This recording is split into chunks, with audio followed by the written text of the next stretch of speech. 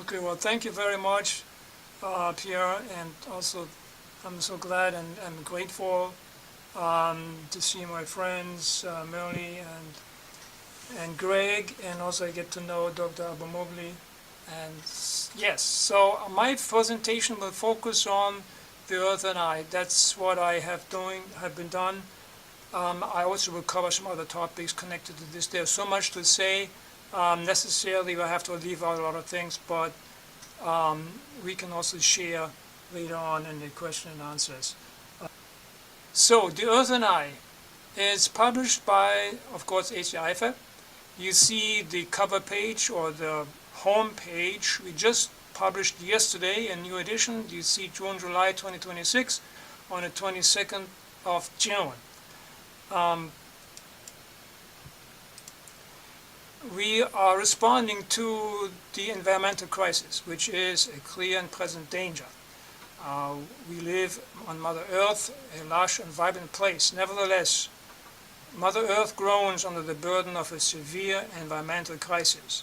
It has become a global issue that transcends nationality, race, religion, and culture. And yet still we have not found a solution. The environmental vision of Dr. Sami Moon and Dr. Hak Ja Han Moon is that humanity must love, cherish, and properly steward nature as part of God's creation. As already was said, the Hyojang International Foundation was founded 2017 as a non-profit. It is the institutional expression of this vision to protect, preserve, and restore the global environment through international cooperation, publications, conferences, and education. A quick word to our staff. I would not be here without the staff. I'm very grateful. This is always teamwork. And first of all, our publisher is Dr. Dongmun Ju. Dr. Sunjin Moon is Executive Director. Dr. Insun Park, Executive Assistant. Dr. Dinshla Janji, Research Director.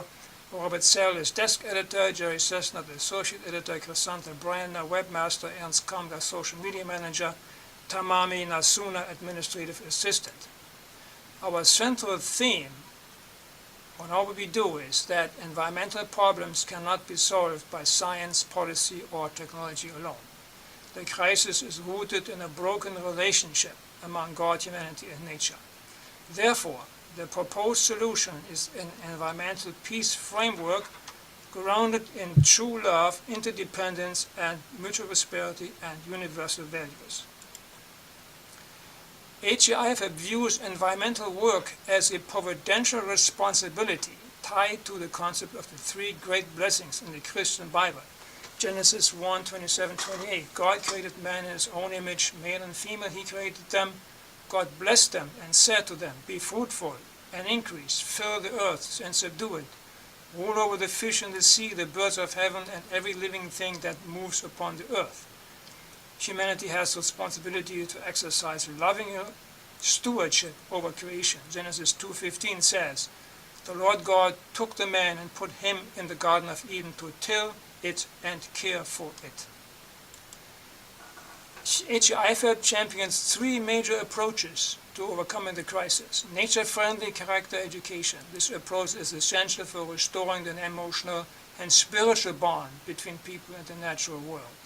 Environmental protection and restoration activities grounded in interdependence and mutual prosperity. Development and use of science and technology, including both conventional and frontier science.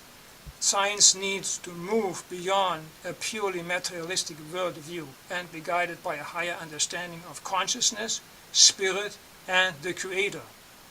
In addition, the accomplishments of science and technology must be shared equitably with developing nations so that environmental progress does not deepen global inequality. HJIFEP has a partnership strategy. It proposes collaboration with broader religious environmental organizations, general environmental NGOs, and other institutions.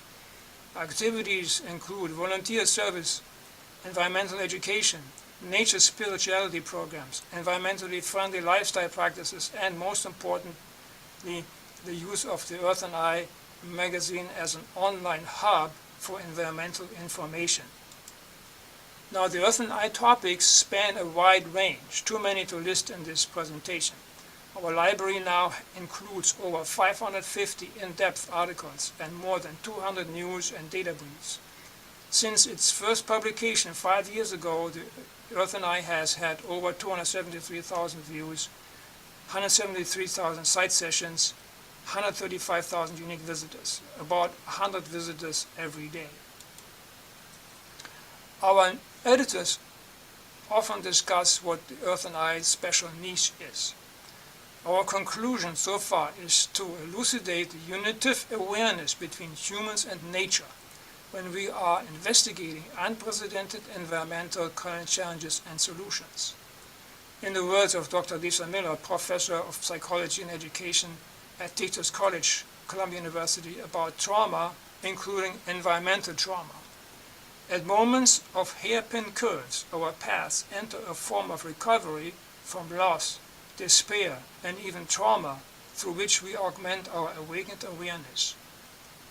We are not merely recovered, not merely back to baseline, but we are renewed. We are made more and bigger inside. Now, Dr. Lisa Miller has given a talk about exactly this topic at the Third International Conference on Science and God, ICSG3, in April 2022. It's also published. I want to read you a quick excerpt from his, this is a remarkable story she experienced with her son when he was about 2.5 years old. They were in a park enjoying a sunny day, glistening on the water, the green grass, when suddenly we spotted yellow fluffy baby geese. This is Dr. Miller speaking. My son wanted to be friends with the geese and, with great enthusiasm and joy, started waving and patting towards them. This was done with his whole heart, but was very frightening to Mother Goose.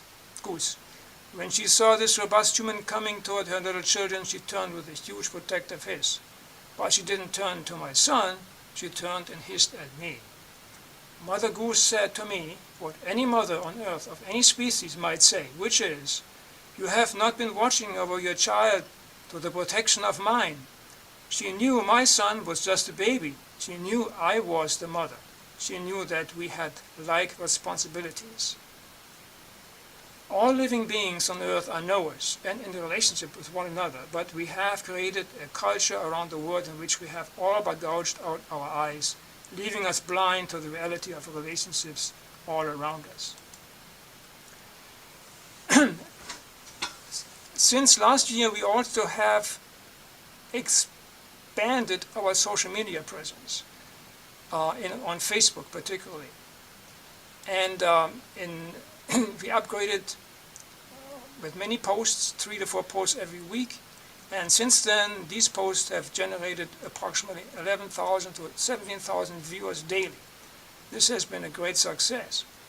In addition, since the beginning of this month, June 2026, our Facebook page has featured 4 short video reels that have garnered over 210,000 views.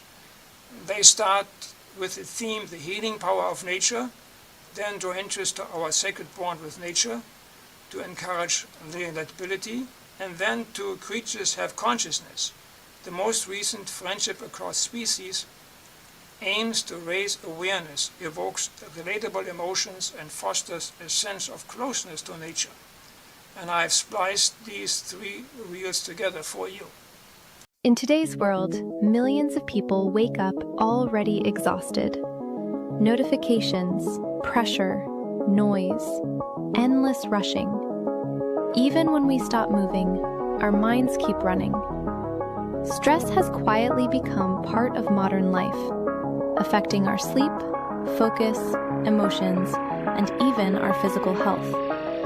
However, scientists are discovering something extraordinary. Nature may have a powerful effect on the human mind and body. A walk through trees, the sound of water, sunlight through leaves, moments that seem simple, yet can lower stress, calm the nervous system, and restore clarity. From ancient traditions to modern research, people are rediscovering a forgotten truth. We were never meant to live disconnected from nature. Could the healing we're searching for already exist around us? When was the last time you truly listened to nature?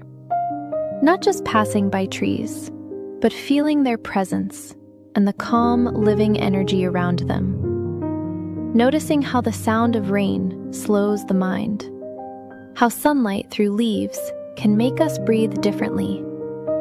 Why do people feel drawn to oceans, forests, mountains, and open skies when life becomes overwhelming?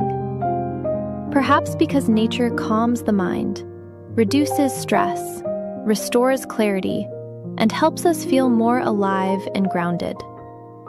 Perhaps because we were never meant to live disconnected from it, yet modern life keeps pulling us away. But what if reconnecting with nature could also reconnect us with ourselves? Maybe the calm and clarity we seek are found in reconnecting with the natural world we've slowly drifted away from. Have you ever wondered what it's like to be another creature? When a dog waits by the door, when elephants mourn their dead, when dolphins play or birds solve problems, what is happening inside their minds? Do they feel joy, fear, attachment? For a long time, humans assumed consciousness belonged only to us. But science is revealing signs of emotion, memory, and awareness in creatures very different from ourselves. Perhaps the question isn't whether animals think exactly like we do, but whether we've underestimated the rich inner lives of the beings we share this earth with. And if other creatures can feel and form deep bonds, could friendship transcend the boundaries of species? Could the connections we see in nature be closer to our own than we ever imagined? So, as a takeaway, in her recent book, Climate Wayfinders, Christoph Wilkinson writes that as humans, we are connected to the earth and to each other. She says, on so many levels, we need one another to take part in planetary healing, from cheering each other up to cheering each other on. In this spirit, I want to cheer everyone up and on to do whatever you feel called to take collective and individual action that is in congruence with your environmental values. This can include organizing a compost pickup in your neighborhood, joining a cleanup by your local nonprofit, environmental organization, volunteering to help elders prepare for emergencies, or planting a native garden. The options are endless. Well, this concludes my presentation, and I hope to share more afterwards. Thank you.